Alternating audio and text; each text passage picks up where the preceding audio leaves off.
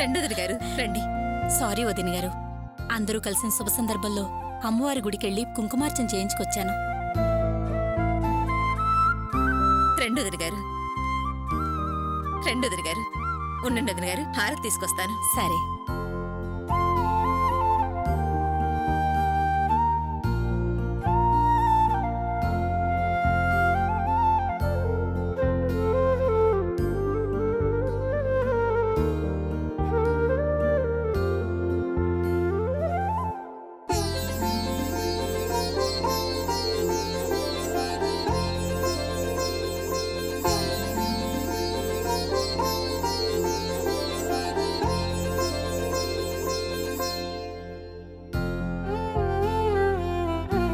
వదిన గారు లోపలికి తీసుకెళ్ళండి. సరే పదమ్మా, రా బాబు.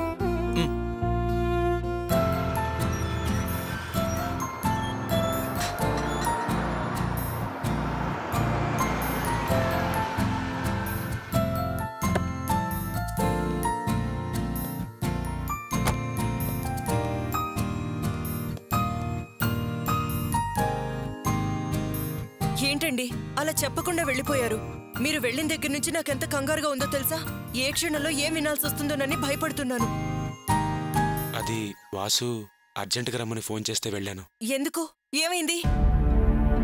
నన్ను వాసుని ఆ భగవాన్ చంపాలని ప్రయత్నించాడు. ఏంటండి మీరు చెప్పేది? కంగారు పడద్దు అర్చన. అసలు ఏం జరిగిందంటే,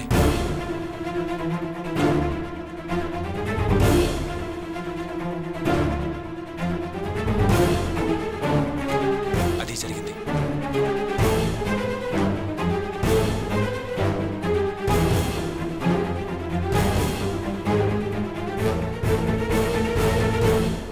ఆ భగవంతుడు కరుణించాడండి. మీరు వాసు క్షేమంగా బయటపడ్డారు. రేవతి జీవితం కూడా చక్కబడింది. నాకు చాలా సంతోషంగా ఉంది. ఆ మాధవరావు గారు కూడా నిజం తెలిసి మనసు మార్చుకున్నారు కదా? మాధవరావు గారు మాత్రమే కాదర్చన, వాసు వాళ్ళ అమ్మ కూడా మారింది. నన్ను క్షమాపణలు అడిగింది. ఆ ఇంటిని మళ్ళీ నా పేర రాసిచ్చేస్తానంది. ఒకసారి ఆవిడ్ని మనస్ఫూర్తిగా అమ్మ అని పిలవమంది. పిలిచారా? లేదు. పిలిస్తే పోయేదిగా, ఆమె కూడా తృప్తి పడేదిగా. అర్చన, ఏంటి నువ్వు అనేది? మీరలా పిలవకపోవడానికి కారణం ఏమిటో నాకు తెలుసండి. మీరు నాతో చెప్పకుండా అలా పిలిస్తే నేను బాధపడతాననే కదా. శివ అన్నయ్య పుణ్యం వల్ల నేను యాత్రలకి వెళ్ళి రావడం మంచిదే అయ్యింది. తప్పు చేసి పశ్చాత్తాపడేవాళ్ళని క్షమించకపోతే అది అంతకంటే పెద్ద తప్పు అవుతుందంట ఒక స్వామీజీ చెప్పారు.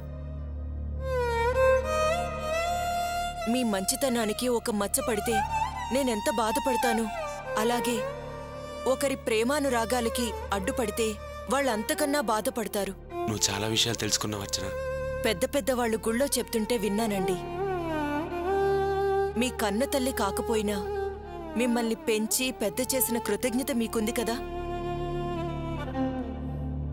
ఇంట్లో అందరినీ వరసలు పెట్టి పిలుస్తున్నారు, కానీ ఆవిడ్ని మాత్రం అండి అండి అంటుంటే ఆవిడ ఎంత బాధపడుతుందో నేను అర్థం చేసుకోగలను. ఇంట్లో ఓ కొడుగ్గా అన్ని బాధ్యతలు మీరు నెరవేరుస్తున్నారు, కానీ అమ్మ అనే పిలుపుకి మాత్రం ఆవిడని దూరం చేస్తూ అత్తయ్యని ఎందుకు బాధ పెడుతున్నారు? అర్చన, అవునండి, మీరు అమ్మ అని పిలిస్తే నేనేం బాధపడను. నేను చూస్తుంటే చాలా గర్వంగా ఉంది. మీరు నన్ను, నేను మిమ్మల్ని పొగడ్డం కాదండి, జనం మనల్ని పొగడాలి. అదే మంచితనానికి గుర్తింపు. ఏవండి, మీరు నాకింకో సహాయం చేసి పెడతారా? చెప్పర్చన. ఎలా రేవతి వాసుని మీరు ఒకటి చేశారో అలాగే నందిని ప్రేమ్ని కూడా కలపాలి. తప్పకుండా అర్చన, నువ్వు చెప్పినట్టే చేస్తాను. నాకు చాలా సంతోషంగా ఉందండి. అర్చన, నీకో విషయం చెప్పాలి. ఏంటది? వాసుకి వ్యాపారం పెట్టిస్తానని మాటిచ్చాను. వాసు మారడని నమ్మే కదా ఈ నిర్ణయం తీసుకున్నారు. నేనెందుకు అభ్యంతరం చెప్తాను? ఖాళీగా ఉండి పని పాట లేకుండా చెడిపోవడం కన్నా ఏదైనా మంచి వ్యాపారం చేసి ఎదిగితేనే కదా మంచిది. ఏంటండి, ఏంటి అలా చూస్తున్నారు? అర్చన, నువ్వు ఇంతకు ముందు కన్నా ఎందుకో చాలా అందంగా కనిపిస్తున్నావు. నీకు నా దిష్టి తగినట్టుగా ఉంది. ఛీ, పోండి. నన్ను అలా చూడ్డం కన్నా నాకిచ్చిన మాటని నిలబెట్టుకోవడానికి చూడండి. సరే రండి, స్నానం చెద్దురు గాని. నువ్వు నాకిచ్చిన మాట సంగతి ఏంటి? నేనేం మాటిచ్చాను? నేనేమో అమ్మాయి కావాలన్నాను, నువ్వేమో నాలాంటి అబ్బాయిని ఇస్తానని మాటిచ్చావు. కానీ నేను ఇద్దరూ కావాలంటే సరే అన్నావు. దాని సంగతి ఏంటి? పోండి. అర్చనా,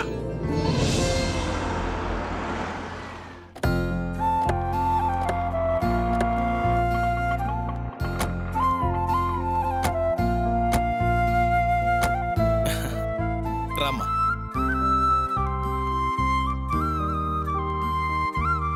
అల్లుడు గారు, రండి బాబు. బావగారు, బావగారు రావాలి, రండి. రండి.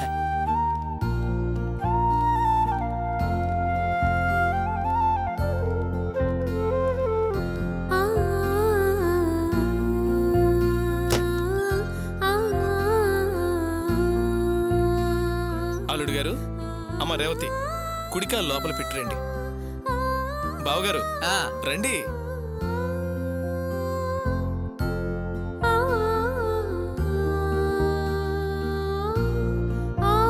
ఇదంతా హాలు, రండి.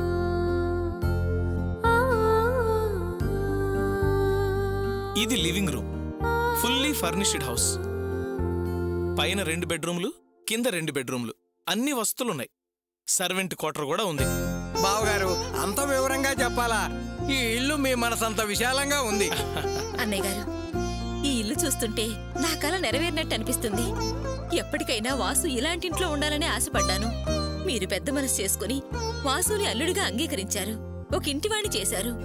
మీ మేలు ఈ జన్మలో మర్చిపోలేము. అయ్యో అన్నయ్య గారు, తెలుసు తెలియకు ఆశతోనూ దురాశతోనూ చాలా తప్పులు చేశాను. నన్ను క్షమించండి. అయ్యో, కల్మషాలన్నీ కడిగేసుకుని కలిసిపోయే సమయంలో ఈ క్షమాపణలవి ఎందుకమ్మా? గతం గతః. ఇక నుంచి అందరం ఆనందంగా కలిసిమెలిసి ఉందాం. చక్కటి మాట చెప్పారు బావగారు. పెద్దవాళ్ళు అన్నట్టు గతాన్ని తలుచుకుంటూ కూర్చుంటే మనసుకు శాంతి ఉండదు అంటారు. భాగ్యం, బావగారు అనుభవం ఉన్నవారు, బాధ్యతలు తెలిసిన మనిషి. ఇంకా నువ్వు పాత విషయాలు మర్చిపో. పిల్లలు 10 కాలాల పాటు చల్లగా ఉండాలని ఆ భగవంతుని ప్రార్థించు.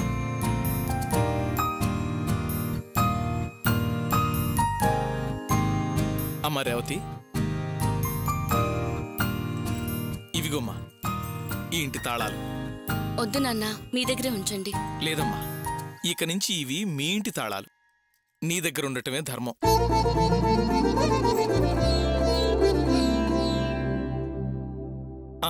మీ అందరికీ ఇంకో విషయం చెప్పాలి. ఎవరు ఏమేం తప్పు చేశారో తిరిగి చెప్పుకోవటం అనవసరం. కానీ ఆ తప్పుకు కారణమేమిటి, ఎందుకోసం చేయాల్సొచ్చింది, అది తెలుసుకుంటే చాలు.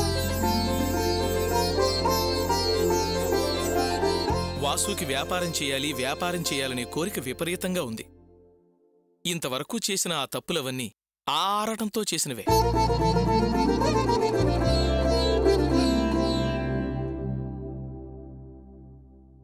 కాని ఇప్పుడు ఆ పరిస్థితులు అనుభవాన్ని నేర్పాయి.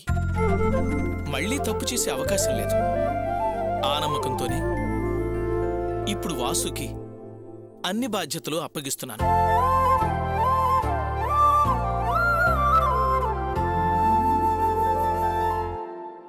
గోపి వాసుతో వ్యాపారం పెట్టిస్తానన్నాడు.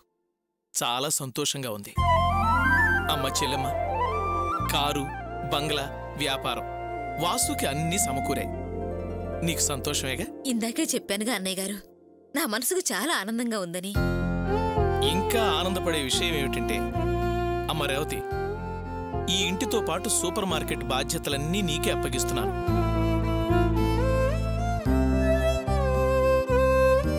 మరో 2 రోజుల్లో ఆ సూపర్ మార్కెట్ని మీ పేరు మీద రిజిస్ట్రేషన్ కూడా చేయించేస్తాను. అల్లుడు గారేమో తన వ్యాపారంలో తను బిజీగా ఉంటారు. నువ్వు తెలివిగలదానివి, నువ్వు మాత్రం ఖాళీగా ఉంటావు ఎందుకు చెప్పు?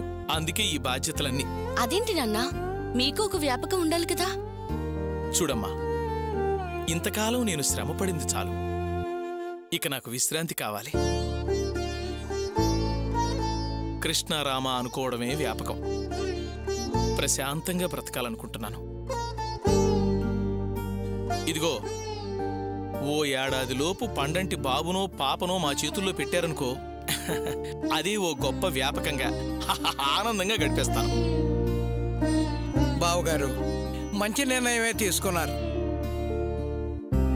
ఆస్తి సమకూరిన తర్వాత అనుభవించడం, సుఖపడటం మంచి పద్ధతి. ఇంకా ఇంకా అనుకుంటే ఆరాటమే గాని మనసుకు ప్రశాంతత ఉండదు. బాగా చెప్పారు అన్నయ్య గారు. మీ మంచితనానికి చేతులెత్తి నమస్కరించాలనిపిస్తుంది. అయ్యయ్యో, నమస్కారం పెట్టించుకునేంత గొప్ప పని నేనేం చేశానమ్మా? చెయ్యాల్సిందే చేశాను. ఇది నా బాధ్యత. ఈ శుభ సమయంలో మా కులదైవం మా అన్నయ్య ఉంటే ఎంత ఆనందపడేవాడు. భాగ్యం, ఇక మనం బయలుదేరదామా? అదేంటి బావగారు, మీరెక్కడికో బయలుదేరటం ఎందుకు? ఎక్కడికేంటి అన్నయ్య గారు? మా ఇంటికి. ఏంటమ్మా ఇది? ఇద్దరూ పెద్దవాళ్ళయ్యారు, అక్కడికెక్కడికో ఎందుకు? అందరూ కలిసి ఆనందంగా ఈ ఇంట్లోనే ఉండొచ్చు కదా. వద్దన్నయ్య గారు, ఎవరి బతుకులు వాళ్ళు బతకడమే మంచిది. ఇంకా మాకు ఓపికంది. దగ్గరుండి మనసుల్ని దూరం చేసుకునే బదులు దూరంగా ఉండి ప్రేమానురాగాలు మనసులో స్థానం సంపాదించుకోవడం మంచిది.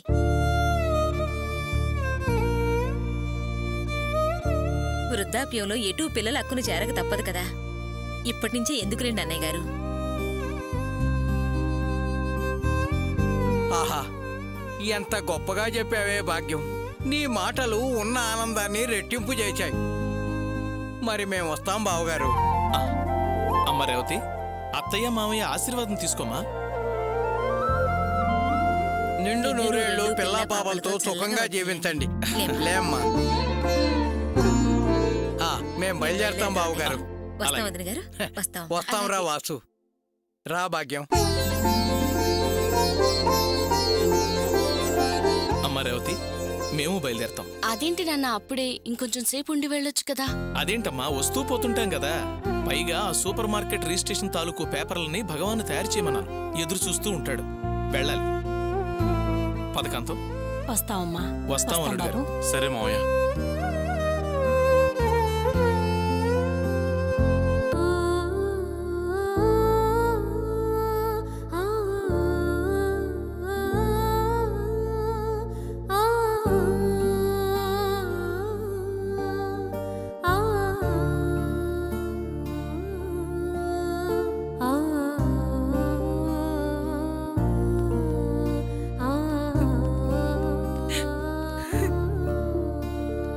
ఏమిటి భాగ్యం, ఇప్పటిదాకా అంత ధైర్యంగా మాట్లాడి ఆ కన్నీళ్ళేమిటి?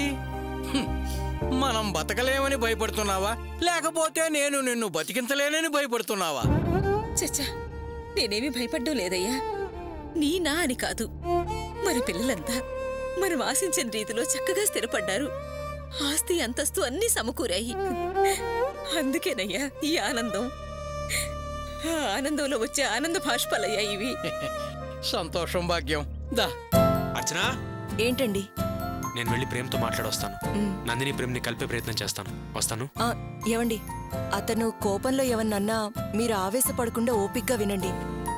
వాళ్ళిద్దరి జీవితంలో మీరే ఆనందాన్ని నింపాలి. అలాగే అర్చన, నువ్వు చెప్పినట్టే చేస్తాను. ఓపిగ్గానే మాట్లాడతాను. సరేనా? అలాగేనండి.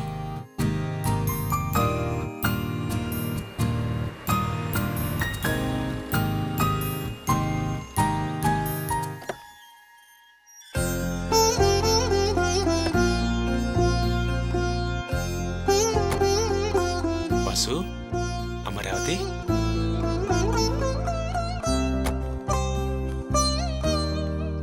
ఎక్కడికో వెళ్తున్నట్టున్నారు బావా. అవునమ్మా, పని మీద బయటకు వెళ్తున్నాను. ఏంటి విశేషాలు? ఏం లేదు బావా, నాన్న మాకు ఇల్లు ఇచ్చారు కదా, ఆ ఇంట్లో ఈరోజు సాయంత్రం పాలు పొంగిస్తున్నాం. మిమ్మల్ని అక్కనే డిన్నర్కి పిలుద్దామని వచ్చాం. చాలా సంతోషం అమ్మా, తప్పకుండా వస్తాం. అర్చన లోపలే ఉంది, వెళ్ళండి. సరే. నేను బయటికి వెళ్ళి వస్తాను. అక్కా, అక్కా, అక్కా.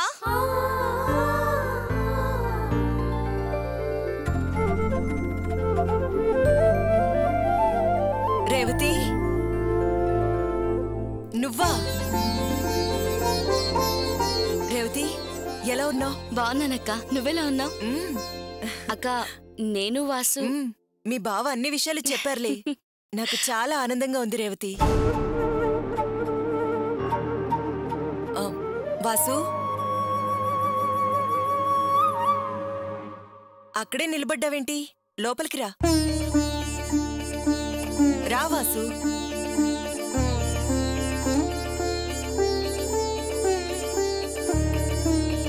వాసు, ఎలా ఉన్నావు? వదినా, నన్ను క్షమించండి. మంచి మనసున్న మిమ్మల్ని అన్నయ్యని అనరాని మాటలన్నాను. పెట్టకూడని కష్టాలు పెట్టాను, మోసం చేశాను, నమ్మక ద్రోహం చేశాను.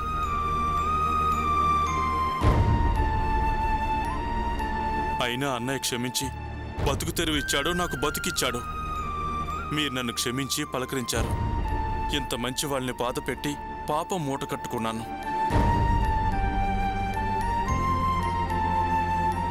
మీ క్షమాపణతోనే నా పాపం తొలగిపోతుంది వదినా. నన్ను క్షమించండి. ఏంటి వాసు, ఇంత బాధపడుతున్నావు? నువ్వు నీ తప్పు తెలుసుకున్నావు కదా, భగవంతుడు నిన్ను క్షమించినట్టే. చిన్నవాడివి, ఏదో తెలిసి తెలియక పొరపాట్లు చేశావు. ఇక నుంచైనా ఏ తప్పు చేయకుండా ఇద్దరూ కలకాలం కలిసి బతకండి.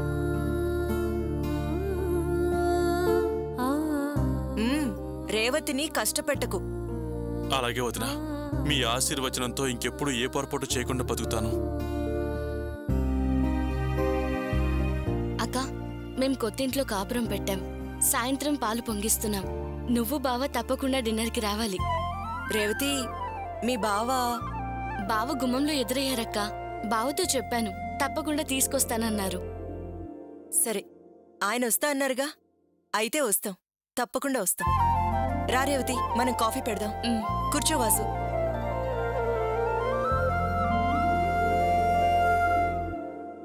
సార్, గోపి, రా రా రా రా గోపి, చాలా కాలమైంది నిన్ను చూసి. కూర్చో. Thank you. ఎలా ఉన్నావు? బాగున్నాను. మీరెలా ఉన్నారు? ఏదో ఇలా ఉన్నాను. గోపి, నీ గురించి విన్నాను.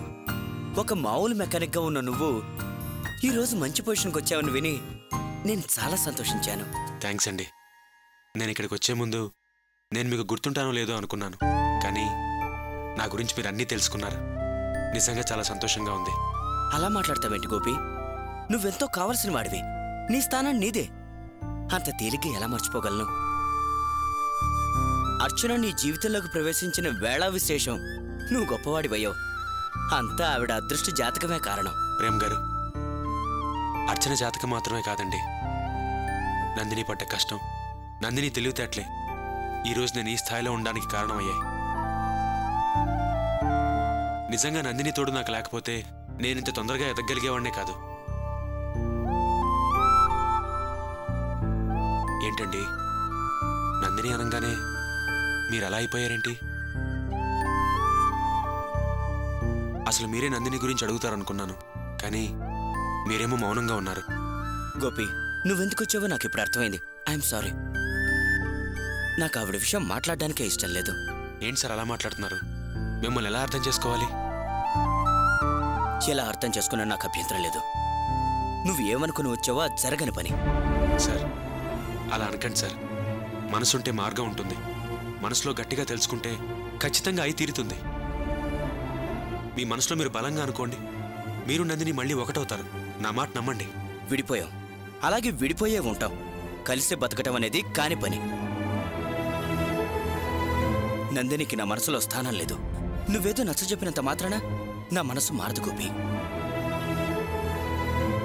నువ్వు వెళ్ళొచ్చు.